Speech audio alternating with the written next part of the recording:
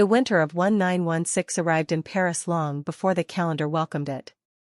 The first flakes fell silently, drifting down like the ashes of a city still trembling from the echoes of cannon fire on the distant front.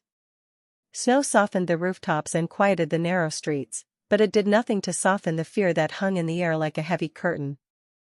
The war had stripped the city of warmth long before the cold came. On Rue de Gravelliers, in a cramped room above a shuttered bakery, lived Elise Durand, the seamstress who had kept Parisian women dressed through 4 long years of uncertainty. Once, she crafted silks and lace for soirees at the opera. Now, she mended torn coats for soldiers on leave, patched blankets for families shivering in the dark, and traded stitches for bread that grew smaller and harder with each passing day. Her fingers were quick, delicate, shaped by years of careful embroidery, but they trembled now, not from the cold, though it bit through the walls, but from exhaustion. Coal was nearly impossible to find. Electricity was rationed. Bread lines stretched 3 streets long. And yet she worked into the night, guided by a single candle whose flame shivered in the draught. The snow tapped against the window like restless fingers. Elise paused, lifting her eyes from the faded military coat she was repairing. She wondered, as she did each night, where her brother Luc might be now. He had enlisted at 17, lying about his age with a confidence that terrified her. His last letter, smudged and hurried, spoke of a trench outside Verdun, of mud that swallowed boots and hope alike, of nights when the earth shook like a living beast beneath artillery strikes. He wrote of camaraderie. Of fear. Of a promise to come home. But winter had a way of swallowing promises. Elise pressed a hand to her chest, willing the ache inside to settle. In her small room, silence pressed heavily, broken only by the rhythmic snip of her scissors. She leaned closer to her work, stitching carefully, as if precision alone might hold the world together. Outside, a distant siren wailed. Her heart seized. Not snow. Not silence. But sirens.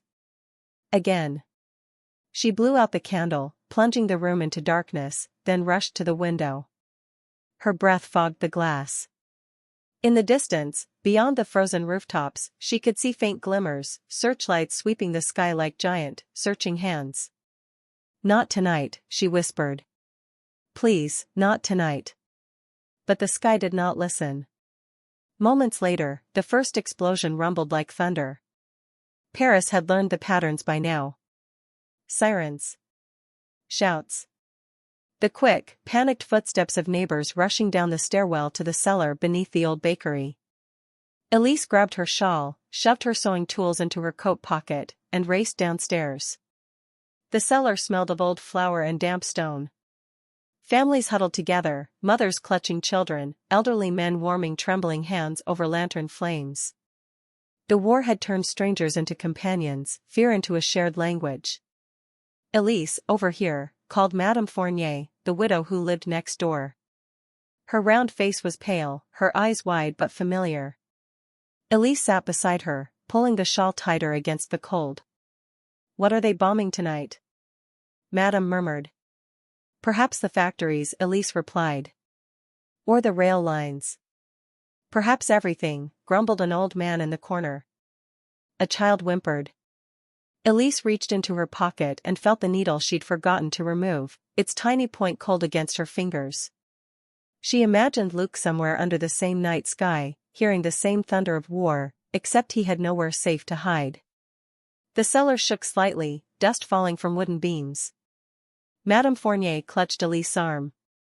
Do you think? It's far, Elise whispered, though she didn't know. They waited. The minutes stretched thin, trembling like threads pulled too tight. Another explosion echoed, then a third, farther away. The air grew still again, settling like a blanket over frayed nerves. Finally, the all-clear bell rang, a distant, weary clang that signaled the night had survived another assault. The cellar exhaled collectively. One by one, people rose, gathering what remained of their calm. Elise lingered behind, her heart still racing, her mind feeling frayed. Outside, the snow had thickened, layering the world in white silence once more. She returned to her little room, lighting the candle again. The unfinished coat lay where she had left it. She stared at it, at the torn sleeve, at the loose threads. War tore everything apart. Her job was to stitch what could be saved. She picked up the needle. But before she could begin, a knock sounded at her door. Sharp. Urgent. She froze. The knock came again. "Who is it?" she called. A pause. Then a soft voice replied. "Forgive the hour. I was told, you take sewing commissions." It wasn't unusual for someone to come late, many feared being outside at dusk, let alone during air raids.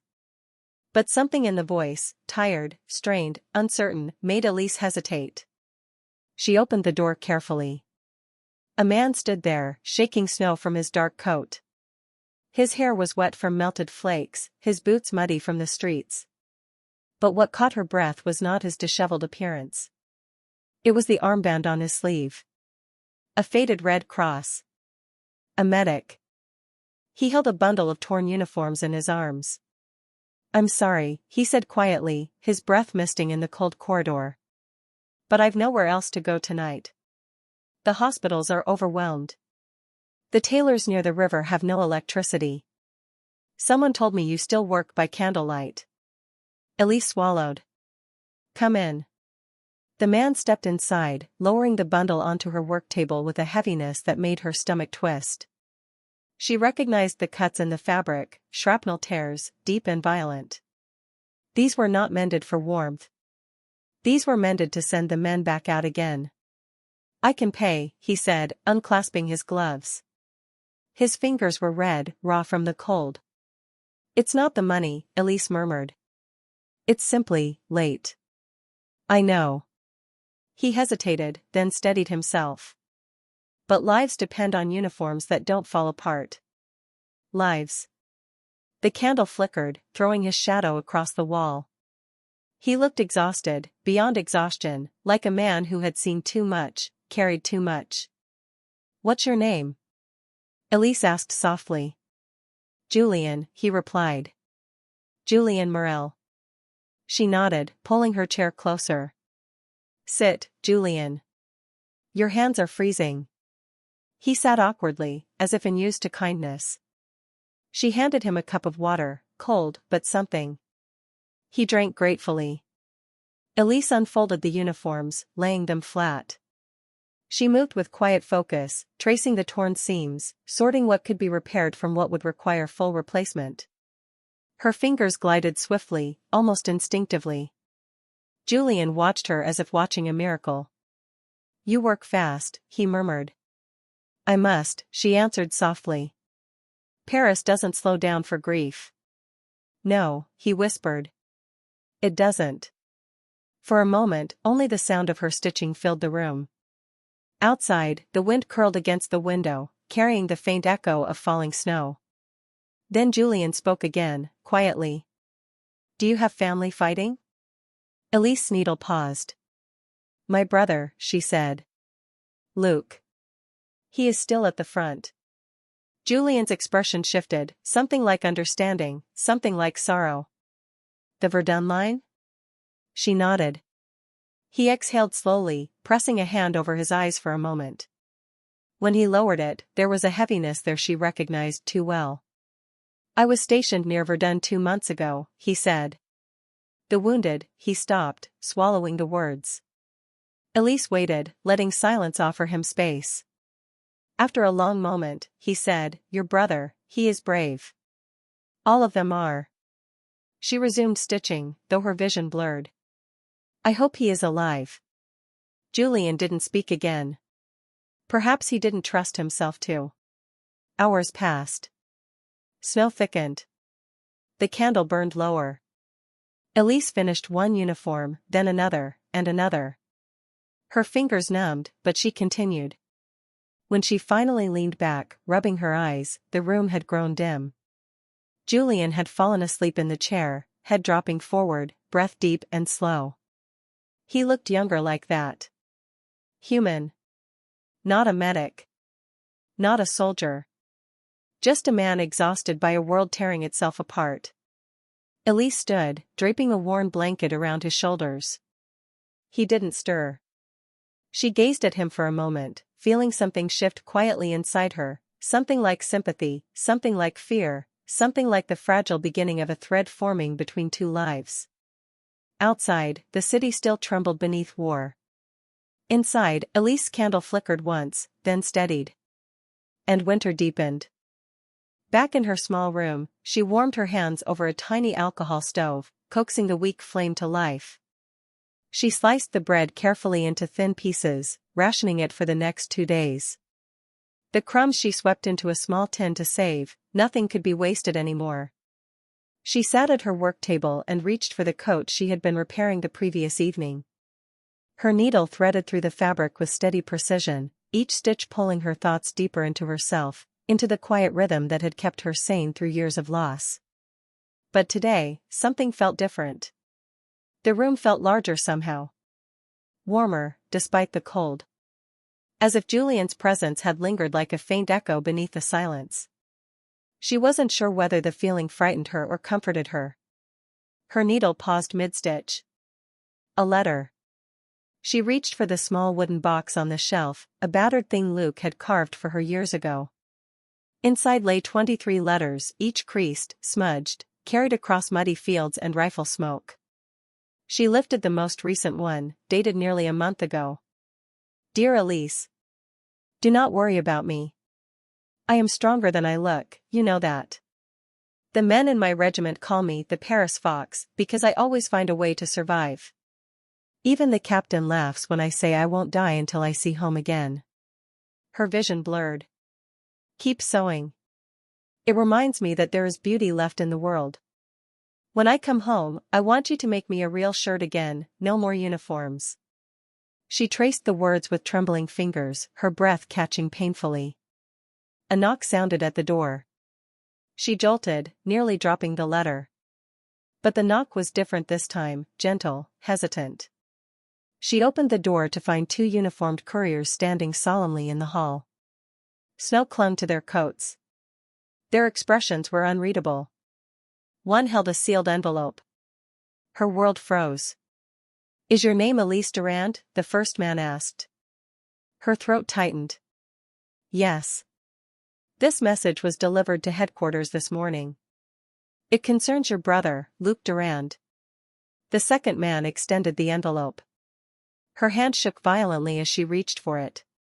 She tried to speak but no sound came out.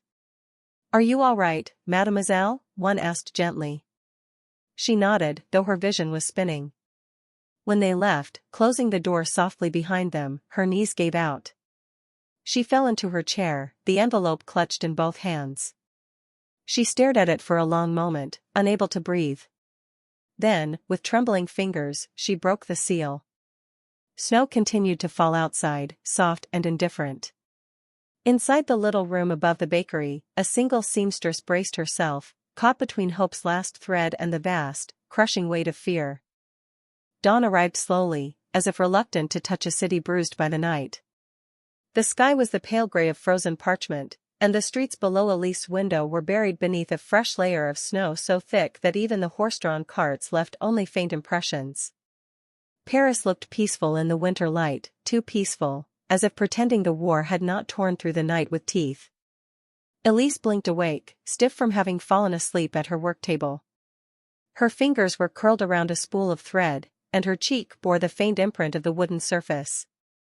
The candle beside her had burned down to nothing but a knob of wax, its smoke still lingering faintly in the cold air.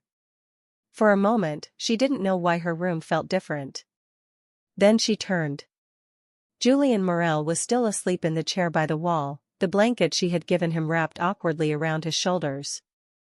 Early light softened his features, the dark circles beneath his eyes, the tightness around his jaw, the way his hair fell across his forehead in unguarded disarray. He looked peaceful in sleep, but Elise knew better. Peace was a stranger to men who carried wounded soldiers through mud and blood. Quietly, she stood and crossed the room. The repaired uniforms lay neatly folded on the table beside Julian, each stitched with the same precision she once reserved for gowns and wedding dresses. She touched the seams lightly, feeling exhaustion settle deeper into her bones. Julian stirred, his brow tightening before he blinked awake. For a second he seemed confused by where he was. Then he saw her and sat up quickly, pulling the blanket away as though embarrassed. "Forgive me," he murmured. "I didn't mean to fall asleep." "I must have collapsed," Elise finished gently. "It's all right. You needed the rest." He rubbed his eyes, his hands shaking. The hospital was overwhelmed last night. So many wounded brought in after the bombing. "I haven't slept in 3 days." Elise's heart clenched. "Then you are welcome to rest here any time." Julian looked at her, surprised. "You shouldn't make such an offer to a stranger." "You brought me uniforms," Elise said softly. "You brought me purpose. That makes us something more than strangers."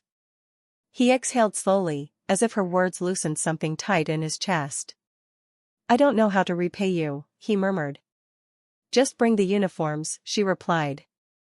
"That is enough." He nodded once, his throat working as if he were swallowing words he didn't know how to voice. Then he stood, gathering the folded uniforms carefully.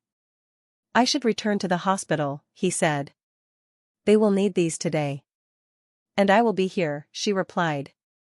"If more come, send them." He gave a tired smile, small, but real. Then he stepped into the hallway and disappeared. Elise watched the door long after he left, feeling the room grow colder again. She wrapped her shawl tighter and went to the window.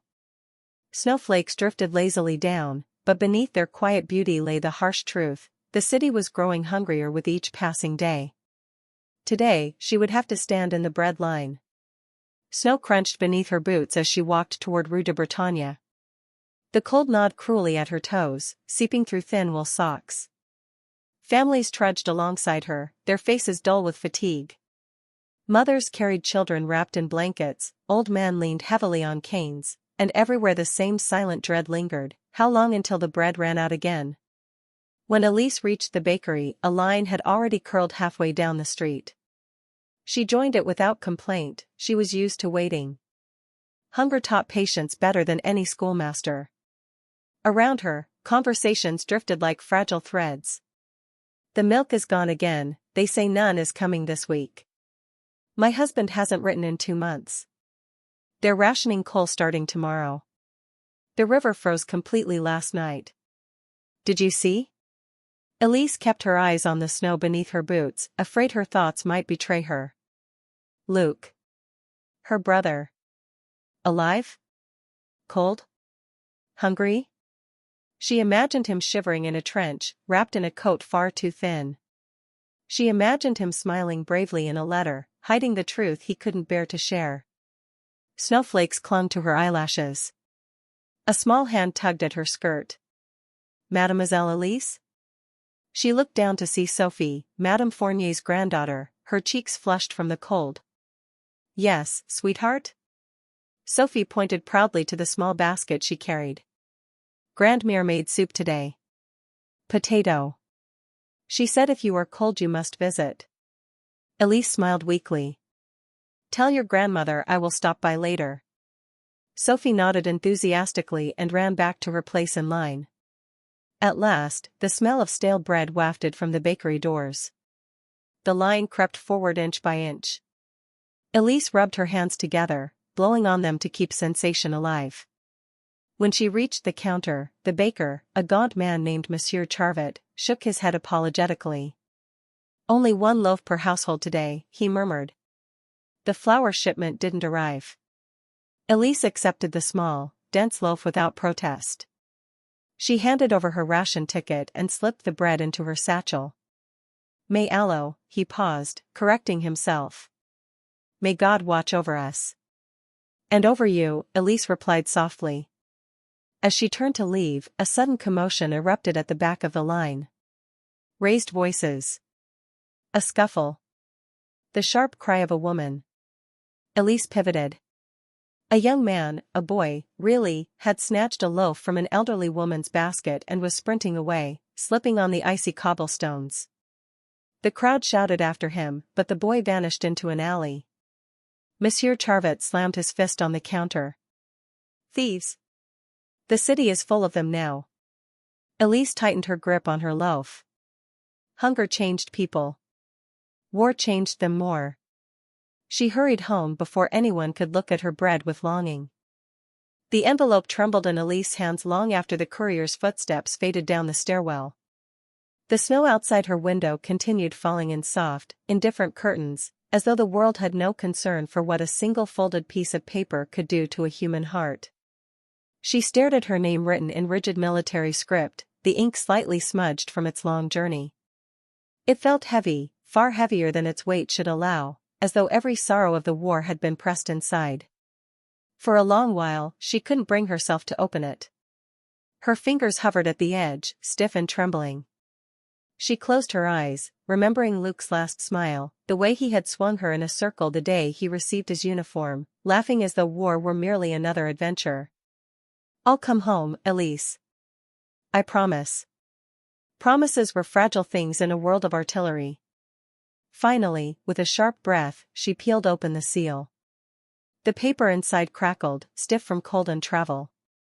At first she saw only the heading, the 114th Infantry Regiment, and her heart lurched painfully. Her vision blurred, threatening to dissolve the words into nothing. But she forced herself to read. To the family of Private Luke Durand. This letter is to notify you that your son and brother, Private Luke Durand, has been reported missing following the engagement near Fort Douaumont on the 3rd day of this month. Missing. Her breath caught. Not killed. Not wounded. Missing. She clutched the letter closer, feeling a sob press hotly in her throat. Missing meant lost in the chaos. Missing meant perhaps caught behind enemy lines. Missing meant no one had found his body. Missing meant hope. But the letter continued. Due to severe conditions on the Verdun front and ongoing combat, recovery operations have been limited. Many soldiers have become separated from their units in the recent blizzard. It is our hope that Private Durand may yet be found when the weather clears. A blizzard. A fierce one, the letter added, one that had swallowed entire patrols. Elise's pulse raced. Luke had always hated the cold, always complained about stiff fingers and frozen toes in winter. The thought of him wandering through white emptiness, buried in snow, alone. She pressed a fist to her mouth, choking back a cry. Her eyes returned to the final line. "We will send further information when available. Until then, we ask for your strength in this difficult time." The page fell from her hands. Strength. As though strength were simple. As though strength could stitch an empty trench back into a brother's life. She bowed her head, trembling, letting the silence of the room close around her like a shroud. Tears slipped down her cheeks, warm trails against the freezing air. But even grief could not last uninterrupted. Another knock sounded at the door. Soft. Careful. Not a courier this time. "Elise? May I come in?" Julian's voice. She froze, wiping at her tears with the back of her sleeve. Her breath trembled in her chest. She didn't want him to see her breaking. She didn't want anyone to. But the knock came again, gentle and concerned. She swallowed, steadied herself, and opened the door. Julian stood there with snow caught in his dark hair, his coat unbuttoned and dusted white, as though he had rushed there the moment he heard. His eyes widened when he saw her face. "What happened?" he asked, voice low. She tried to speak, but the words tangled painfully in her throat. Instead, she held out the letter with shaking hands. Julian took it carefully, reading quickly. As his eyes moved over the words, his expression changed, first relief, then worry, then something deeper, darker. When he finished, he exhaled slowly. "Missing," he murmured. Elise nodded, unable to trust her voice. Julian folded the letter gently and returned it to her hands.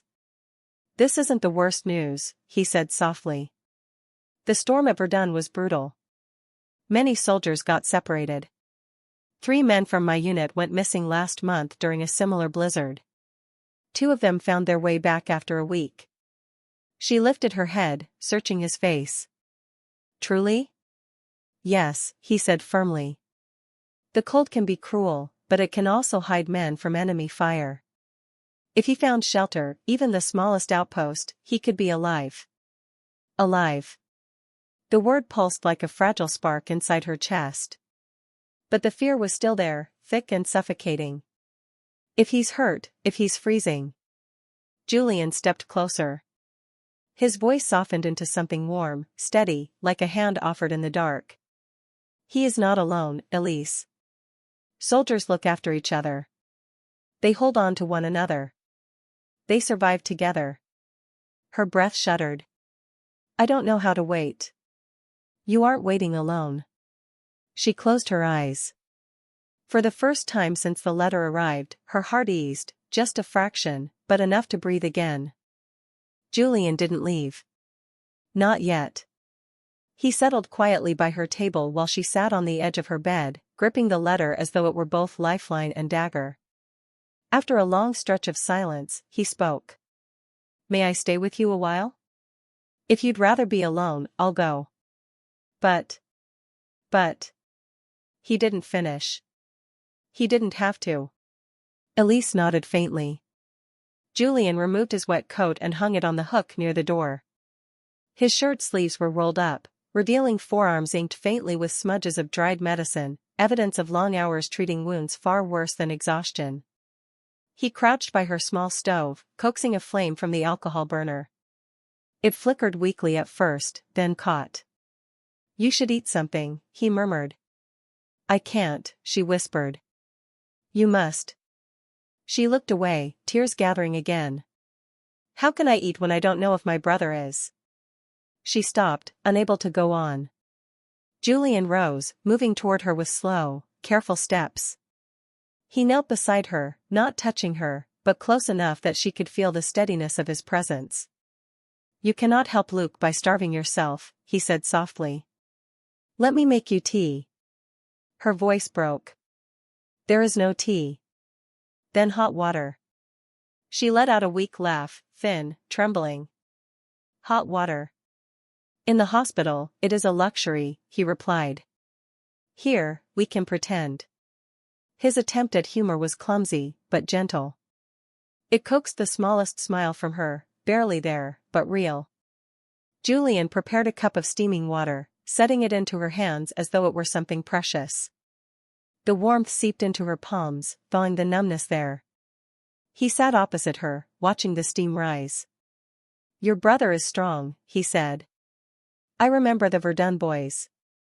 They endure things civilians cannot imagine. Elise studied him. You were stationed there, she said quietly. You would know. He nodded once, slowly. His eyes darkened. I've seen men buried alive in trenches, only to dig themselves out with their bare hands. I've seen them survive weeks on frozen bread and melted snow. Hope is sometimes all that keeps them warm. She held his gaze. Do you believe Luke is still alive? Julian hesitated. Not because he doubted, but because he chose his words carefully, with weight and sincerity. Yes, he said at last. I believe he is alive. Her chest tightened, not in pain, but in the fragile, aching relief of hearing the words she needed most. He didn't say it as comfort. He said it as truth. Hours passed. The snow thickened. The world outside grew colder. Inside the small room above the bakery, two people shared silence, the kind that binds instead of breaks. The stove sputtered weakly, the candle wavered, and the thin walls trembled against the wind. But Elise no longer felt alone. And when Julian finally stood to leave, shrugging into his still damp coat, he paused at the door. I will return tomorrow, he said. With more uniforms. And with any news I can find. Elise nodded. Thank you, for staying. His expression softened. I didn't stay out of duty.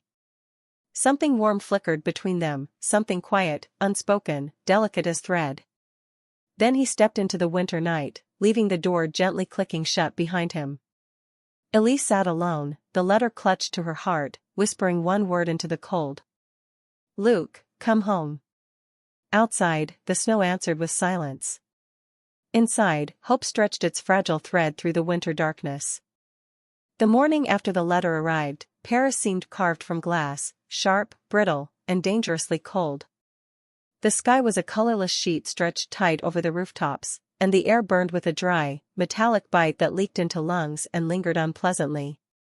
Snow lay in uneven ridges, hardened by the wind into icy crescents that cracked under Elise's boots as she walked toward the fountain at Place de Vosges. She had not slept. She had not even pretended to sleep.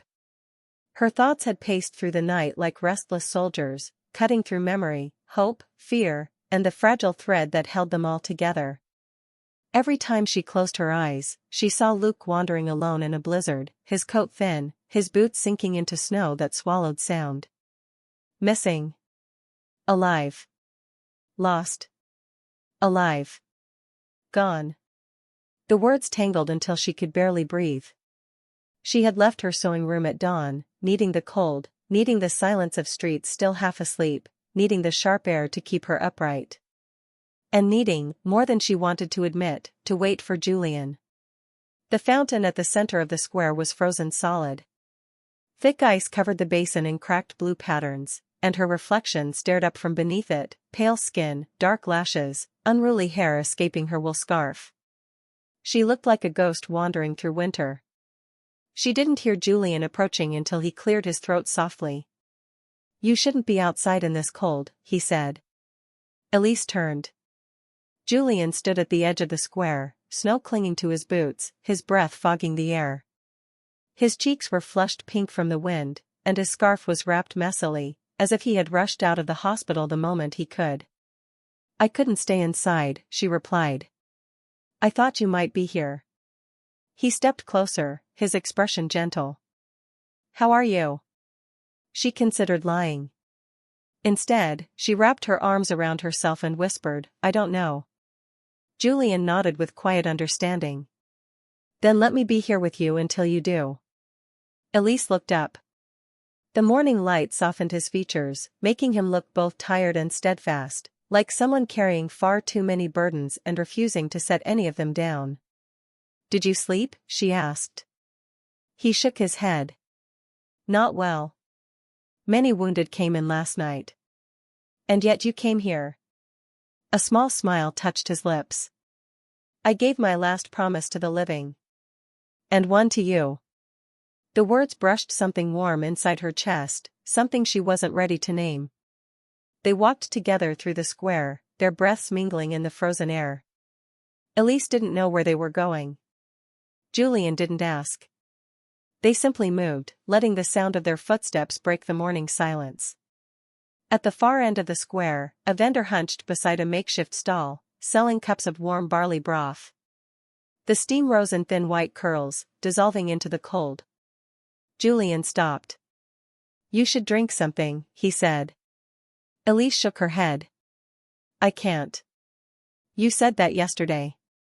His tone was gentle, not chastising. "You must keep your strength. Luc would want that." Her throat tightened painfully. Julien stepped closer, lowering his voice. "I've seen families fall apart waiting for news. They stop eating. They stop speaking. They lose themselves before the war ever takes their loved ones." He held her gaze. "I won't let that happen to you." The firmness in his voice surprised her. She didn't know whether to be grateful or overwhelmed. Julien purchased 2 cups of broth. Steam warmed their cold fingers as they sat on a stone bench, snow piled around their feet. Elise sipped tentatively.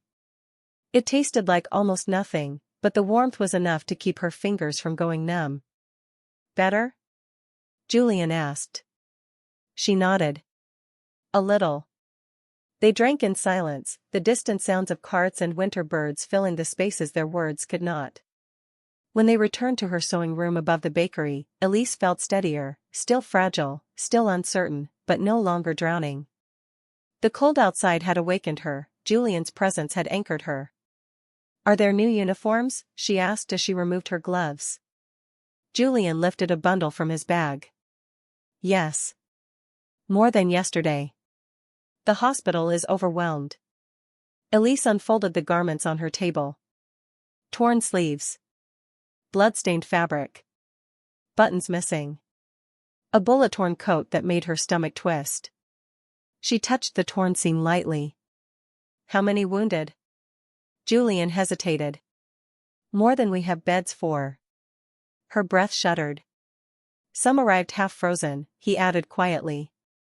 The blizzard near Verdun hasn't stopped. Her heart froze with the words. Verdun. Luke. Her hands trembled as she picked up her needle. Julian noticed. He stepped behind her, not too close, but close enough that she felt the warmth of him even in the cold room. May I tell you something? He asked. Elise nodded, not trusting her voice. When I fought at Verdun last winter, he paused, gripping the back of a chair. His knuckles whitened. There were nights when I believed we would all die. The cold swallowed the trenches. Men, good men, fell asleep and never woke. I still hear their names when I close my eyes. She stopped sewing. Julian inhaled deeply. But do you know who survived? The ones who had someone waiting for them. Someone they believed they must return to. Elise turned slowly. You think Luke is fighting to come home? Julian met her gaze. I think your brother has a reason to survive. Her chest tightened again, this time with something warmer than fear. She resumed sewing quietly. Julian sat beside her, folding repaired uniforms, passing her needles, occasionally brushing snow from the windowsill. They worked as though they had done this for years, their movements careful and synchronized. Outside, Paris groaned beneath the icy wind. Inside, two lonely people stitched winter into something almost bearable. Around midday, the bakery below began to bustle, customers entering for scraps of bread, the clatter of trays, the muffled shouts of orders. The familiar sounds reminded Elise of days before the war, when she had sewn gowns instead of military coats and Luke had teased her about her stubborn perfectionism. Julian glanced toward the door. You should eat. She shook her head. Later. He frowned slightly. Not commanding, concerned. I'll bring something up, he said. Don't argue. She almost smiled at his tone. Julian went downstairs. The room felt oddly empty without him, the silence too thin, the air too cold. Elise stitched a torn collar, but her hands slowed, her thoughts drifting again to Luke, lost in snow, calling her name, waiting for search teams that would not come until the storm ended. Her chest tightened. The door burst open. Julian rushed inside, pale, breathless, his eyes wide with something between fear and urgency. Elise. Her heart dropped. What's wrong? Julian swallowed hard. Snowflakes clung to his eyelashes. A messenger arrived at the hospital, he said. From the Verdun front. Her pulse thundered in her ears. Julian stepped closer, his voice barely above a whisper. There is news about Luke. The world tilted. Her needle slipped from her trembling fingers and clattered onto the wooden floor. The winter of 1941 did not simply arrive in Paris, it descended like a slow, merciless siege. The cold no longer flowed through the city in gusts or timid breezes. It ruled the air with an iron hand, settling into bones, into walls, into thoughts. It was the kind of winter that transformed a city of art and cafes into a realm of brittle ice, where sounds carried differently, where even whispers felt frozen in place. For Marie, each morning began with the same ritual.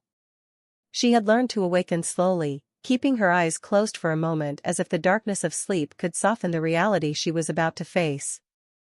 When she finally opened them, the room greeted her with the same white mist of her own breath, blooming in the stillness like a tiny ghost. The walls cracked more loudly now. Pipes clanged in protest. The cold was no longer a visitor but an occupying force. She would wrap herself in 3 layers before stepping out of bed, the wool shawl from her mother, a patched cardigan she had reforged from leftover dress scraps, and the thick coat she had altered from a client's discarded order. All of it together still barely kept her warm enough to move. The city outside her window seemed carved from frost. Roofs were dusted with white, chimneys breathed pale smoke, and the narrow street below lay silent except for the occasional creak of wood or clatter of shutters slamming in the wind. Even the pigeons had grown quiet. They perched hunched and motionless, feathers puffed up, as though holding their breath for spring.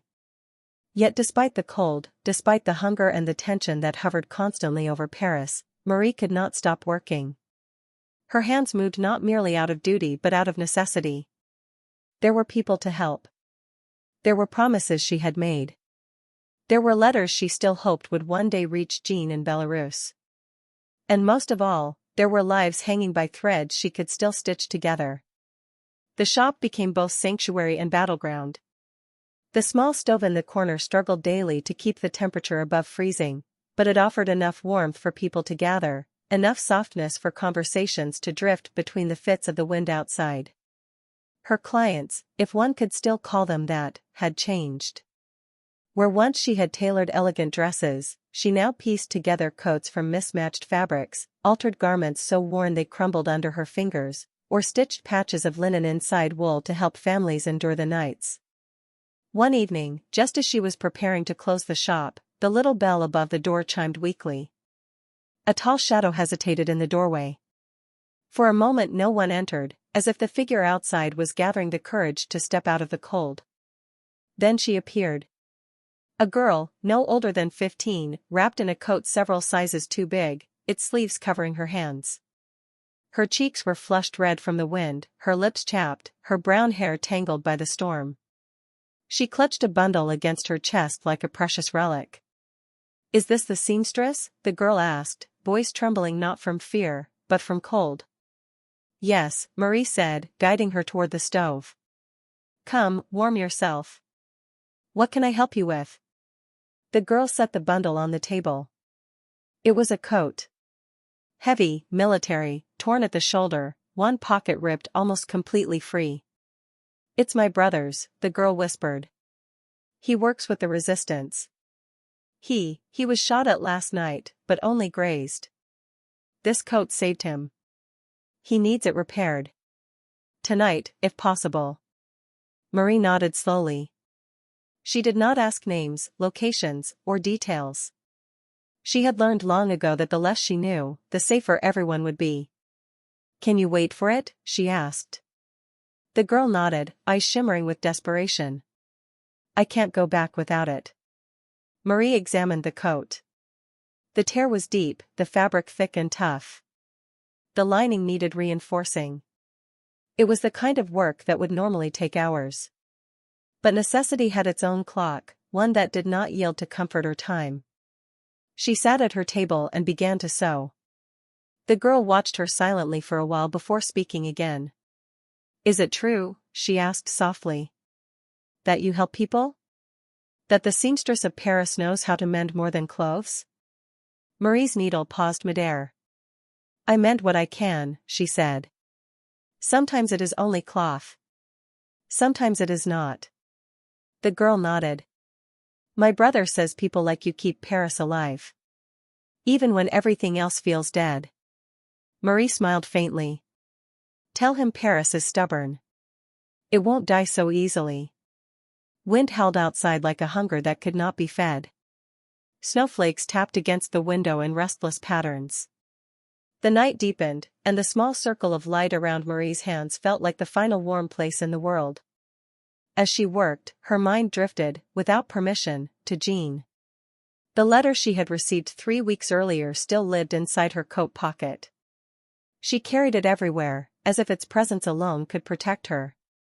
She thought of his handwriting, uneven and hurried from the cold, describing the relentless march, the fields buried under snow, the long nights filled with silence broken only by distant artillery. He wrote of fear, but also of determination. And of longing. Every sentence felt like a thread connecting her to him, fragile but unbroken. She wondered where he was now. Whether he was shivering somewhere in a frozen trench. Whether he watched the same moon she did. Whether he still believed he would return. She swallowed the ache in her throat and continued stitching. Hours passed. The coat was nearly finished when the bell chimed again, this time in frantic bursts. Marie raised her head. The girl jolted up from her seat by the stove. Two men entered, wrapped in heavy coats and scarves, snow clinging to their boots. Their eyes scanned the room with the urgency of those carrying dangerous news. One spoke quickly in a hushed voice. "They're raiding near the river. Patrols everywhere. We need safe coats. Ones with hidden seams like you make."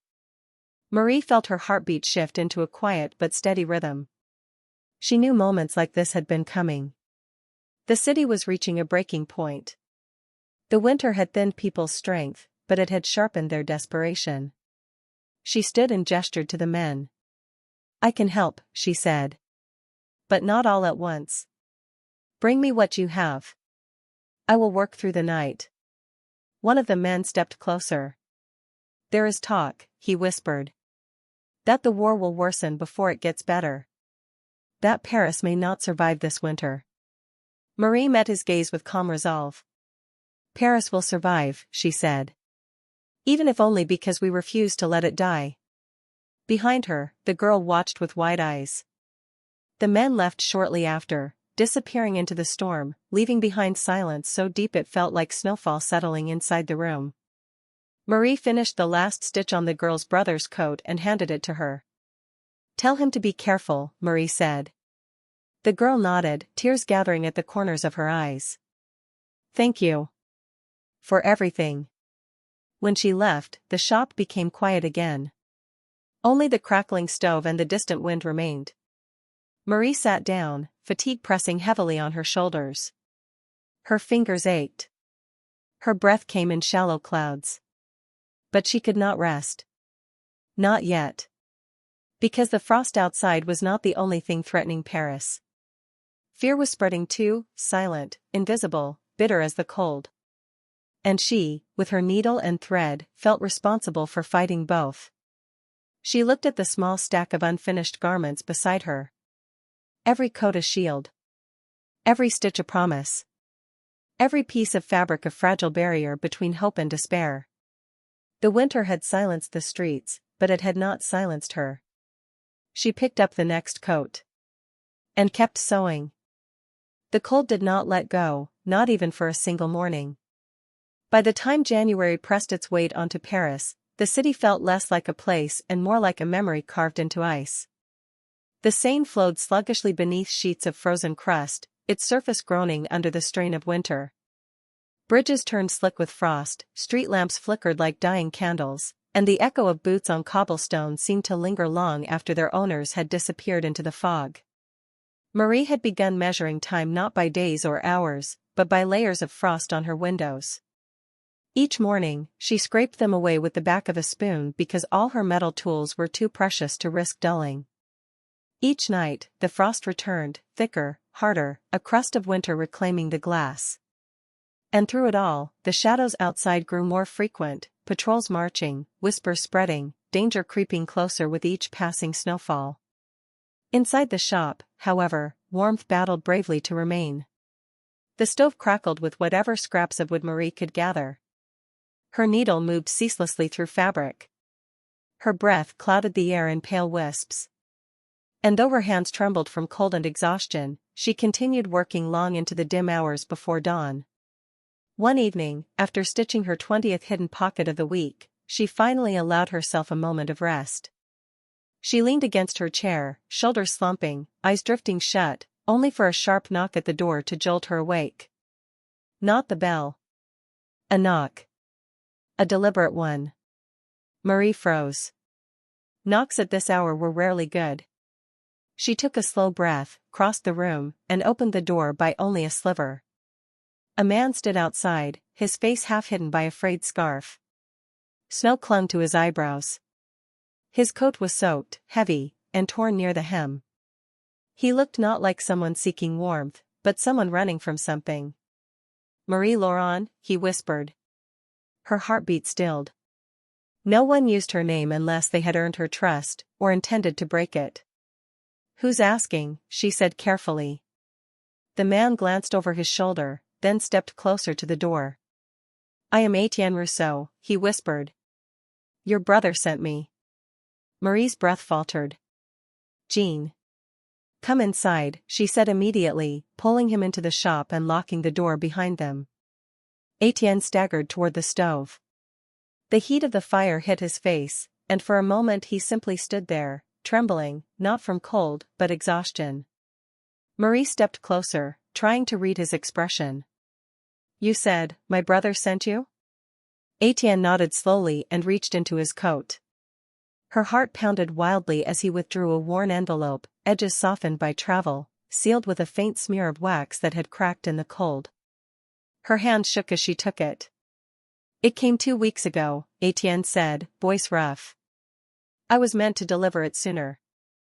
But the winter, the patrols, it has become impossible to move freely. Marie tore open the letter with trembling fingers. The handwriting was unmistakably Jean's, sharp strokes softened by the cold of Belarus. She read. Ma chère Marie. The snow here is unlike anything I have ever seen. It buries the fields, swallows the roads, smothers the sky. Every day we march through white silence, and every night we sleep beneath it. The cold is cruel, but the thought of you warms me. I cannot promise when I will return, only that I will. I hold your photograph against my chest each night as the wind tears at our tents. I dream of Paris. I dream of your hands. I dream of the life waiting for us once this war releases its grip. If you receive this letter, know that I am alive. And that the threads you sew keep me alive more than you know. Jean. Marie pressed the letter to her chest. Alive. Alive. The word whispered warmth through her bloodstream. Tears blurred the ink before she wiped them away, her breath trembling. When she looked up, Etienne was watching her. There is more, he said quietly. Her stomach tightened. He reached into his coat again, pulling out a small piece of folded parchment, thinner, hastier, written not by Jean but by someone else. We were scattered, Etienne said. His unit. Pushed back by storms, then by enemy fire. Last we knew, they were retreating into the forest near the Berezina River. But contact has been impossible. Marie gripped the edge of the table. You're telling me, he's missing? Not missing, Etienne said. Just unreachable. But the word missing hung thick in the air, heavier than the cold. Marie felt as though the icy wind had entered her bones. For several moments, neither of them spoke. Finally, Etienne stepped forward and placed a folded map on her table. There is a chance, he whispered, that you can help him. And others. Marie blinked. Me? You are known, whether you realize it or not. Your codes are appearing all across the city. Your hidden seams, your storage pockets, your reinforced linings, these are saving lives. The resistance trusts you. Her breath caught. She had heard whispers, but she had never thought. Etienne continued. They want you to help transport messages. Sew them into coats, hats, gloves, any garment that can cross the river without suspicion. You would not be on the front lines. You would not be seen. But your work could change the course of what comes next. Marie stared at the map, at the lines and inked zones of patrols, checkpoints, frozen streets, and resistance routes. Fear curled inside her like smoke. But if they find out, she said quietly, I will be killed. Etienne nodded. Yes. The shop fell silent. The stove crackled. The wind howled against the windows like a mournful warning. Marie thought of the girl from the previous night, clutching her brother's coat. Thought of the men who came asking for hidden seams. Thought of the mothers shivering as they brought in their children's torn clothes. And she thought of Jean. His handwriting, shaky from cold. His promise to return. His dreams of a life waiting for them. A fire rose slowly inside her, not heat, not recklessness, but something deeper. Resolve. Determination. Love strengthened by suffering. She lifted her chin. What do you need me to sew? Etienne exhaled, a breath of relief and gratitude. You'll be contacted tomorrow at dusk, he whispered. A girl named Colette will deliver a coat. It looks ordinary, but inside, there is something important. Something that must make it across the Seine. Marie nodded. I'll be ready. Etienne stepped back into the shadows of her shop, his silhouette softened by the dim light. Before leaving, he spoke once more. Your brother believes in you, he said. Enough to trust that Paris will not break you. Marie lowered her eyes. I must not break, she whispered. Too many threads depend on me. When Etienne left, the cold swept into the shop like a warning before she shut the door again. Marie stood alone in the dim room, clutching Jean's letter in her hands. Alive. Unreachable. Waiting to come home. She walked to her table, smoothed out fabric, lit an oil lamp, and took up her needle once more. Her hands were steady now. Her purpose sharper. Her shadows deeper. Outside, the Seine groaned beneath sheets of ice. Inside, Marie Laurent, the seamstress of Paris, prepared for the most dangerous stitch of her life.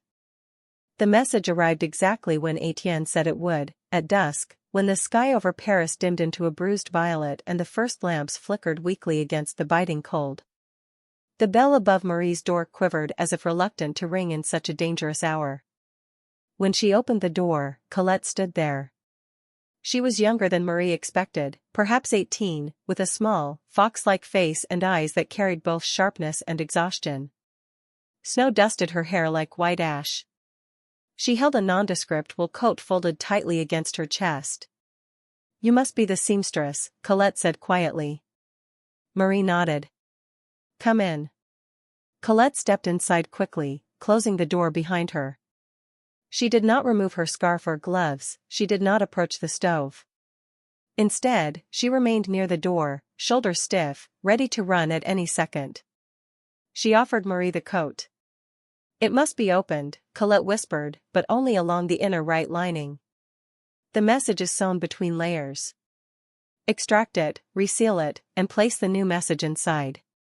It must be done before dawn. Marie lifted the coat carefully. It was heavier than it looked, the wool thick and cold to the touch. As she laid it across her table, she could feel the faintest difference in weight along the lining, proof that something was hidden within. Who will take it after I finish? Marie asked. I will, Colette answered. And from there, it moves across the river. Marie hesitated. Across the Seine? But the bridges are crawling with patrols. That's why it must be tonight, Colette replied. There's a window. A short one. Before dawn, the patrols rotate. There is a gap of perhaps 10 minutes. We use it when we have no choice. Marie studied the girl. Colette's eyes were steady, but her hands trembled slightly beneath her gloves. Have you done this before? Marie asked. Once, Colette whispered. And the man who crossed with me didn't make it back. The room fell quiet. Only the crackle of the stove broke the tension. Marie exhaled slowly. Sit, she said gently. Warm yourself. I'll begin.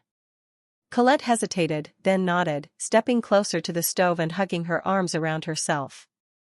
She watched as Marie rolled up her sleeves and lit a brighter lamp, illuminating the coat like a specimen on an operating table. Marie picked up her seam ripper, the small, sharp tool she trusted almost more than anything, and began to unthread the stitches along the hidden seam. She worked with the precision of a surgeon. Every tug was measured. Every movement deliberate. Because one wrong tear could destroy the message entirely.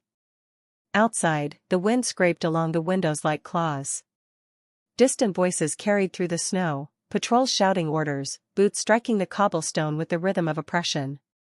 Colette glanced nervously at the door each time. But Marie kept her focus wholly on the coat. After nearly half an hour, she slipped her fingers between the layers of wool and felt the faint rustling shape of paper. There you are, she murmured. She drew out a small, folded sheet, thin, expertly wrapped in wax to protect it from snow or sweat. There was no writing on the outside. That was intentional. Everything inside was meant to stay secret until it reached its destination. Marie handed it to Colette. What is it? She asked. Colette shook her head lightly. I don't know. None of us know. That's the rule. The less we know, the less we can betray if caught. Marie nodded. Then bring me the new message, she said. Colette reached into her coat and withdrew a tiny bundle, smaller than a matchbox, wrapped in pale thread. This must be sewn into the same place, she said. Exactly the same. If the coat feels different in weight or stitching, they'll know. Marie accepted it with reverence. This, Colette added quietly, could change everything. The words lingered in the air like frost. Marie placed the new message between the linings, smoothing the fabric around it. Then she threaded her needle with a blend of wool and cotton, precisely the combination needed to mimic factory stitching. The hours stretched. The needle whispered. The wind howled. The lamps dimmed, flared, and dimmed again. Colette hovered near the stove, her eyes lifting every time the wind mimicked footsteps. At one point, the sound of boots thundered so close that both women froze. Marie's needle stilled midair. Colette pressed herself against the wall, breath held. Patrol voices echoed just outside the shop. For a moment, an eternity, the men lingered near the door, talking in short, clipped German phrases. Authorities searching. Names spoken. Descriptions given. Looking for a messenger girl. Marie met Colette's eyes.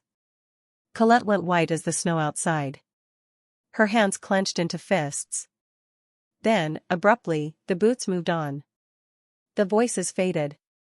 Marie let out a shaky breath she did not realize she was holding. She continued sewing. Finally, just as the first hint of pre-dawn light began to pale the sky, she tied the last, perfect knot. It's done, she whispered. Colette stood immediately. Marie inspected the coat once more, smoothing every seam, checking every stitch. It looked exactly as it had before, ordinary, nondescript, harmless. Wear it, Marie said. If they inspect you, it will look natural. Colette slid into the coat, and it fit her well. Too well. As if it had been made for her all along. Marie touched her arm gently. Be careful, she said. Take the left alley near the river. It's quieter. Avoid the bridge center, they shine lights there. Colette nodded. Thank you, she whispered. For this. For everything you've done for Paris. Marie forced a small smile. I'm only doing what I can. Colette hesitated at the door. Then, softly, she said. If the message succeeds, if what they're planning works, there may be hope again. Real hope. Marie's breath trembled. Hope. Such a fragile, dangerous word. But she held on to it. Colette slipped outside into the icy dawn. The door shut. And Marie was alone again. The silence felt heavy. But not empty. She walked back to her table and sat down slowly. The lamp flickered, casting soft gold over her weary hands. She inhaled deeply, letting Jean's letter in her pocket press against her heart. Alive. Unreachable. Waiting. Paris outside was still frozen. But something had shifted. Something small. Something fragile. Something like the very first thread pulled taut before a garment takes shape. As the sun finally broke over the rooftops, weak, pale, but undeniable, Marie Laurent whispered to herself. This is not the end. Because she knew. As long as there were needles, there were ways to mend. As long as there were hands to sew, there were chances to resist. And as long as love burned, quiet but unwavering, winter could never truly conquer Paris. The seamstress of the city tucked her needle into its case, closed her eyes for a brief moment of rest, and wrapped herself in the warmest coat she had left. Dawn had arrived.